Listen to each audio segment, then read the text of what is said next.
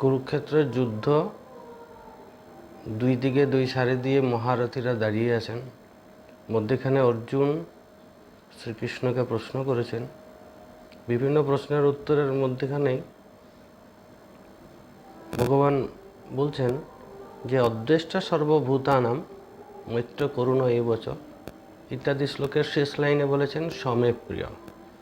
তো পরিষ্কার উল্লেখ করছেন যে তিনিই আমার অত্যন্ত প্রিয়, যে পৃথিবীর কোনো প্রাণীকে, কোনো বিষয়কেই যে হিংসা করে না, যে শান্তিপ্রিয়, তাকেই তিনি তার সবথেকে প্রিয় বলে আখ্যা দিয়েছেন। এই কথাটাই বলছেন যুদ্ধক্ষেত্রের একদম ঠিক মাঝখানে বসে। তো অর্জুনকে এই কথা বলার সাথে সাথেও সেই অর্জুনকেই উঠে দাঁড়িয়ে গান্ডীব হস্তে নিয়ে যুদ্ধ করার পরামর্শ দিচ্ছেন ভগবান। কেন না, ক্ষত্রিয় যে ধর্ম, সেই ধর্ম যদি ব্যাহত হয় তাহলে শান্তির পথও ব্যাহত হয়। ক্ষত্রিয় ধর্মে নিষ্কাম কর্মের কথা বলা হয়েছে।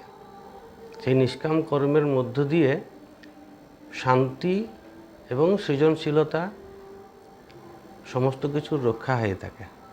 তাই ভগবান যুদ্ধেরও উপদেশ দিচ্ছেন।